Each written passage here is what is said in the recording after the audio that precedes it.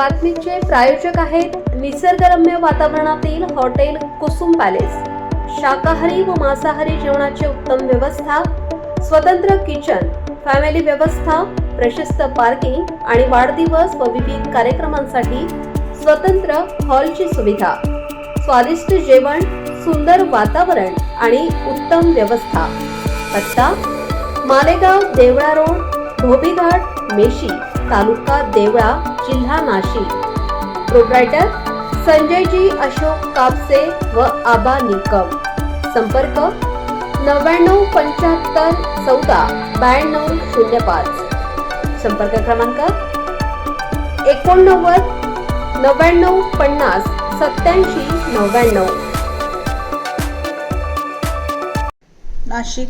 अनैतिक संबंधाला अडथळा ठरणाऱ्या पतीचा प्रियकराच्या मदतीने खून करून मृतदेह कसारा घाटातील जंगलात फेकून दिल्याच्या प्रकरणाचा नाशिक शहर गुन्हे शाखा युनिट 1 ने छडा लावला आहे।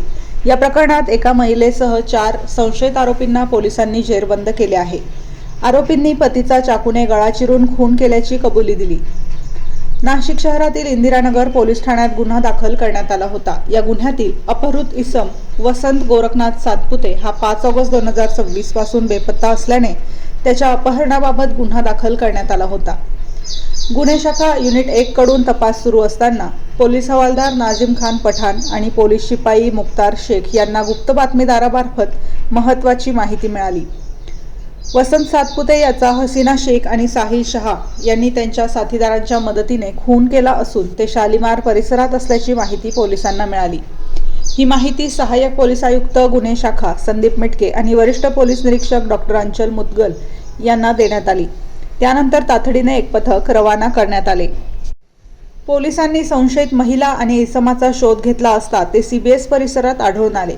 ताब्यात घेऊन चौकशी केली असता त्यांनी आपले नावे सांगितली। हसीना हबीब शेख पाथडी फाटा नाशिक, साहिल रफिक शहा वडाळा गाव नाशिक, मोईन मुक्तार शहा जुने नाशिक, सरफराज अब्रार सय्यद जुने नाशिक।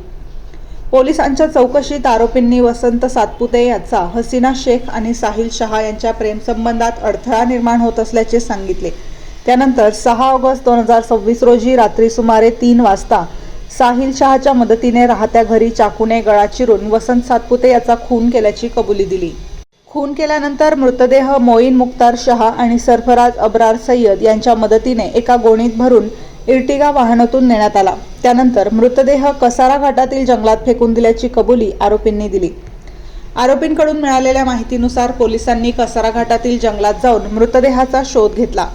पोलीस उपनिरीक्षक चेतन श्रीवंत व त्यांचे पथक तसेच पोलीस उपनिरीक्षक रमीत शेख व त्यांच्या पथकाने घटनास्थळी शोध मोहीम राबवली।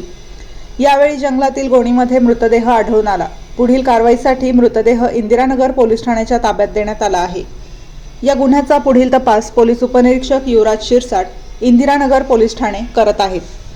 ही कारवाई वरिष्ठांच्या मार्गदर्शनाखाली गुन्हे शाखा युनिट 1 चे वरिष्ठ पोलीस निरीक्षक डॉक्टर अंचल मुदगल यांच्या नेतृत्वाखाली जया तारडे, चेतन श्रीवंत, दत्तात्रय पोटे, रमीत शेख, किरण शिरसाट तसेच नाझिम खान पठाण, मुक्तार शेख आणि इतर अधिकारी व अंमलदारांनी कारवाईत सहभाग घेतला। पोलिसांनी या प्रकरणात बेपत्ता व्यक्तीच्या शोधापासून तपास सुरू करत आरोपींची ओळख पटवली। चौकशीद्वारे हत्येचा घटनाक्रम उघड केला आणि आरोपींच्या माहितीवरून कसारा घाटातील जंगलातून मृतदेह शोधून काढला। या प्रकरणाचा पुढील तपास इंदिरानगर पोलीस ठाण्याकडून सुरू आहे। वृत्तसंकलन रफिक सय्यद।